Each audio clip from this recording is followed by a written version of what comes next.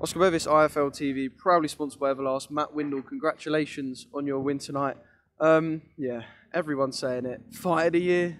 I hope so. I mean, especially it's a bit of a smaller pot to pick from this time as well, isn't it? Because of COVID, there's not as many fights. So if that can't be up there for fight of the year, then I'll never get it. Well, it looked good from ringside. I'm going to go back and watch it. Well, I'll watch it tomorrow as well, so I can imagine it looks even better on TV.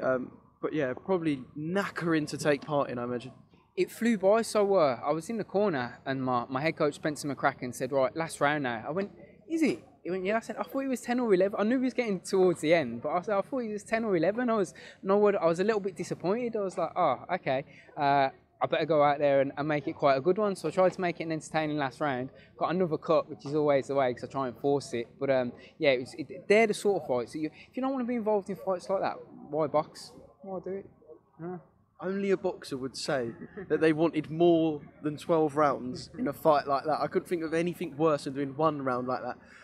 So let's talk about the fight. So when you dropped him, did you think, I've got him here? Or was you always in the back of your mind, I might not have him, this might still go the distance? No, it was nice because it was a shot where I think I threw a 1-2 or something like that, and I kind of rolled and I threw it as I rolled and I just felt it sink in and land, and I thought, that's a shot. And then the way he dropped, I thought, it's over.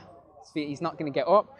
I think we all did as well. Yeah. But he's not going to. And then he got to, like, ref got to 8 or whatever it was, and he started to get up, and I thought, oh, weak hubby, don't do that, man. Just stay on the floor, just stay down, please. And then I just said to somebody else, once he then did get up, I knew 12 rounds was in then. I knew he wasn't going to go anywhere. So I tried to hit him back in the spot and catch him in the sweet spot. Sometimes the more you look for it, then you don't get it. Because I was so relaxed when I threw it and when it landed.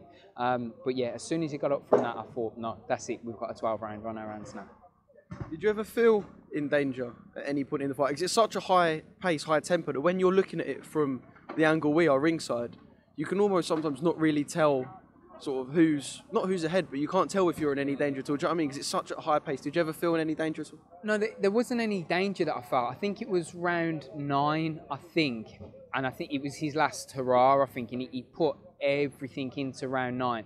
And I was trying to just stay composed and let him throw his shots and not get caught with anything silly. I think he had a good end of round 8, and then he followed up with that in round 9. And then we come back at the end of round 9, and my coach said to me, he said, that was his last hurrah. You've just got to put it on him now and make him work. And that's what we did. And frankly, I'm so fit that anytime you do get a little buzz or anything at all, you recover, and then the next minute or the next round, you're ready to go again. 2 disappointing nights for the Midlands title. Forget the area. We're talking about the Commonwealth now. It's in the sights. I mean, you know, with the greatest of respect, because we both made the light flyweight limits, even though it's announced at flyweight, we were both light flyweight today. That belt hasn't been occupied by anybody for over 30 years. You know, so yeah, it hasn't been occupied since it was fought for in Africa in 1987, and it hasn't been held by a British fighter since 1902. So, with all due respect, I think the Commonwealth could watch that fight, and they could promote the winner to the champion anyway, because that was worthy of any title fight, really, I think. So, yeah, something big now. Commonwealth will be on, has to be on the next agenda.